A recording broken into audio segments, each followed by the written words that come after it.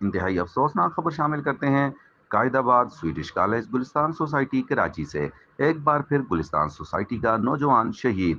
ہمیشہ کی طرح گلستان سوسائٹی میں آئے روز چوری ڈکیتی اور چھینا چپٹی کے بڑھتے واقعات اور چوروں ڈکیتوں اور لٹیروں کی بڑھتی جسارت اب خونریزی تک پہنچ گئی ہے۔ تفصیلات کے مطابق یوسی شیرگڑھ کے گاؤں گلی بدرال کے رہائشی سابق کونسلر محمد سعید تنولی کے کزن نوجوان عرفان تنولی کو سویڈش کالج گیٹ کے قریب لٹیروں سے مزاحمت پر شہید کر دیا۔ فقط ایک جان ہی نہیں گئی، ایک جہاں کو بدبخت لٹیرے ویران کر گئے۔ گھر کے سب سے بڑا سپوت، والدین کا سہارا، دو پیاری گڑیا جیسی بچیوں کا بابا، بھائیوں بہنوں کا مضبوط سہارا، کڑیل جوانی، دوستوں کا پیارا، گلستان سوسائٹی کا شریف باسی، یہ سب آنن فانن لٹیروں کی ایک گولی کی نظر ہو گیا۔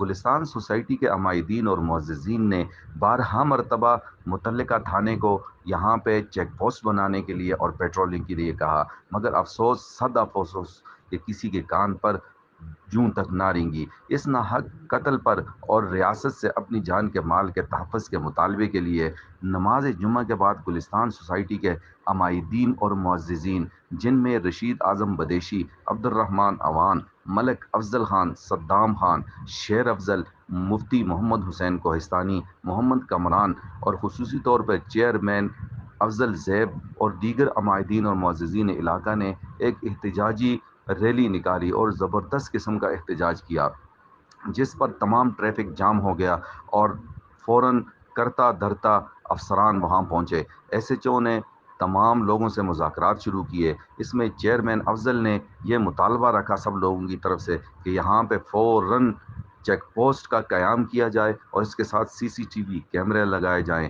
اور ایس ایچ او کی یقین دہانی پر لوگ منتشر ہوئے۔ لیکن محمد افضل زیب کا کہنا تھا کہ اگر اس کا تدارک نہ کیا تو اس سے بڑا احتجاج کیا جائے گا اور پورا قائد آباد بند کر دیا جائے گا۔